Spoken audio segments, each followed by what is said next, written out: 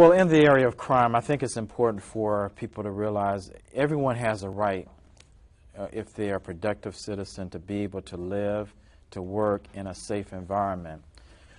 It's important for us to look at crime in a short-term as well as a long-term way. Long-term way is to make sure that our children have a strong education, because the more educated a person is, the more likely that they can get a job, the more likelihood of, once you have a job, of securing yourself and your livelihood is greater, the less likelihood of resorting to crime. So we think in terms of a long-term solution, we must work with our young people, get them to see the value of an education, and to also get them to have skills so that they can get a job.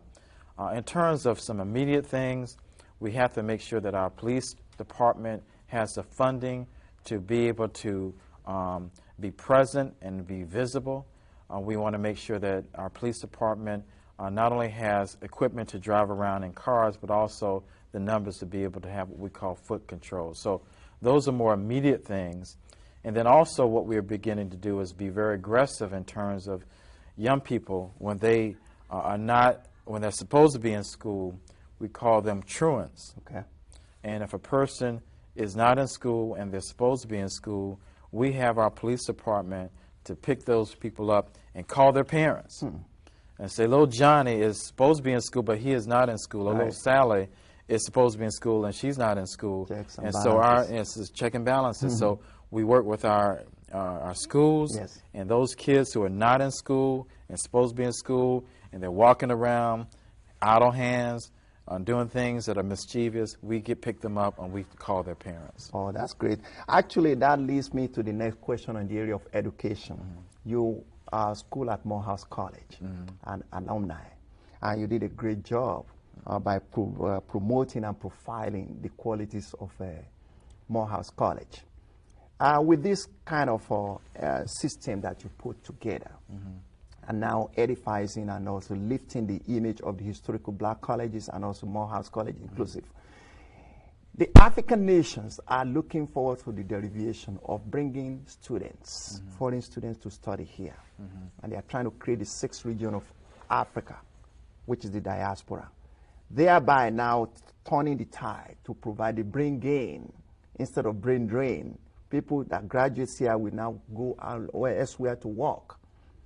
With this kind of system that you've already launched and also the program, what do you foresee the future of education to be here in America? Well, let me talk about the black colleges that you mentioned. There are over 300, there are 3,000 colleges and universities in the United States, and among the 3,000, about 125 of them are what we call historically black colleges and universities. Many of these institutions were founded after the Civil War, when African Americans who had been enslaved did not have any educational opportunities. And so these schools were established exclusively for those people who were enslaved so that they could have an education. If it were not for these black colleges and universities, I'm going to tell you how impactful they are right here in Atlanta, right here in Fulton County. The chairman of Fulton County, myself, is a black college graduate, Morehouse College. The mayor of the city of Atlanta is a graduate of Howard University. The president of the Atlanta City Council is a graduate of Morehouse College. The chairman of the Fulton County delegation to the House of Representatives in the state of Georgia is a Morehouse graduate. The former chief judge of the state court of Fulton County, a Morehouse graduate. You have Clark Atlanta graduates who are here, who are very crucial in terms of corporate involvement. Morris Brown and Spelman College, along with the Interdenominational Theological Seminary. These are 6 black colleges and universities right here in Atlanta who have played a significant role in terms of the development of black intellectual capital right here. And many of us assume leadership roles right here in this county as well as Atlanta. And if it were not for these colleges, we wouldn't be here. So I think the record must be known that black colleges play a very important role. I went to Yale University, the second most prestigious university in the United States. but I wouldn't have gotten into Yale University if I had not done well at Morehouse College. So I encourage our African brothers and sisters across the water on the other side to think in terms of the black colleges here. I visited Africa, and I have seen how on a secondary and a primary level, schools are good. I was in Sierra Leone about 5 years ago, and I went to the Bo School for Boys, one of the most distinguished schools in Sierra Leone. It has a rich tradition of educating the elite in Sierra Leone. And I saw how these young boys, despite the civil war that had previously taken place in that country, despite the poverty and Sierra Leone being one of the poorest countries in the Western Hemisphere, those black boys, those Sierra Leoneans, were educated to assume leadership positions in Sierra Leone. That model, where you see black boys challenged and encouraged in an educational environment and inspired to be the best that they can be, that's present in black colleges here in the United States. And so when I did my research at Morehouse College, I found that the school was successful and effective because it did several things. Number one, it had a climate of high expectations. The first day you're in school there, we expect you to be the best. We expect you to be successful. We expect you to be a leader. We expect you to be a positive role model in the community. So there's a high level of expectations, whether you're Clark College or Clark Atlanta or Morris Brown or Spelman. Black colleges do a great job in terms of setting a high bar, saying despite where you've come from, despite what you may not have had, we expect you to be up here on this level. And so black colleges have done that well historically. They're doing it right now. Along with that, they have wonderful role models who are teachers, who are competent, who are scholarly, who also work very closely with students. And so I think you have this mix here in the United States. Again, we have quite a few colleges and universities here in the United States, but we have a small component of black colleges that have historically done a very good job in terms of training our intellectual leaders, our business leaders, our corporate leaders, our community leaders, and they have played a very vital role across the United States, but especially here in Atlanta, Georgia. Well, hope deferred make the mind sick. When the desire are met, it's a tree of life. I really enjoy the analysis of what you made. Now, the derivation I said is shifting from Western Europe down to America. The African nations are now bridging the gap and building the bridge in the area of education, job opportunity, medical, and everything human relations, and also bringing, which we just talked about.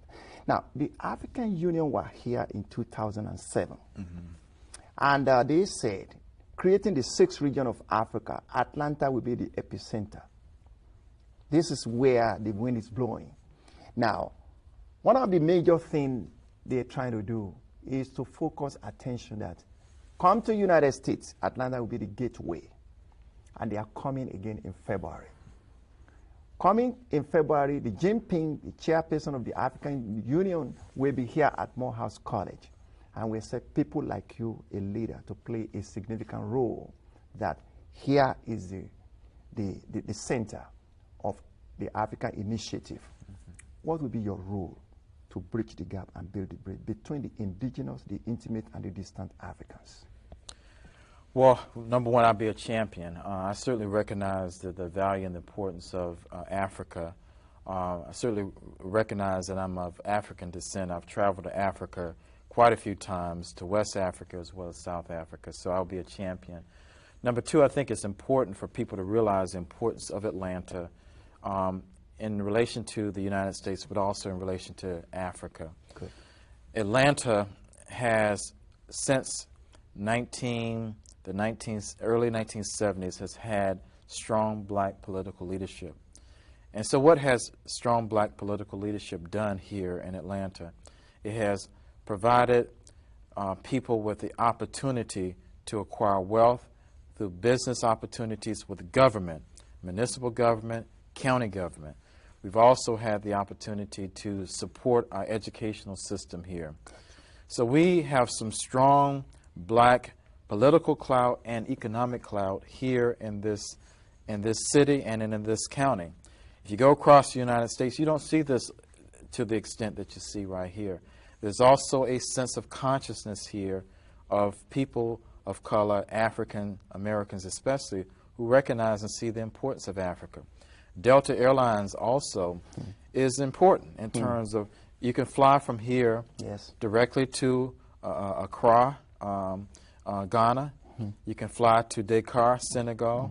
You can fly to Cape Town, South Africa, Johannesburg, South Africa. You can fly from here to Dakar and ultimately to Nairobi, Kenya. You can fly to Lagos, Nigeria. So unlike many other cities that don't have direct routes, you have them here. And so we have, you can fly from here to Accra in about 8 or 9 hours. And so you really have this important mix where you have black political leadership here. You have the means of transport between here and Africa, as well as the means of communications. Well, Commissioner Eaves, it's always a great stride to reach the top. But one of the major tasks is to remain at the top. The Fulton County has been a county that has reached the top. Especially you are so lucky to have the airport right at your domain, and now the biggest airport in the world now, bringing all the people of the world to Atlanta, and also now enlarging and also creating more. In the next 10 years, what do you foresee the city of Atlanta and Fulton County becoming for United States? I see, on the county side, I see the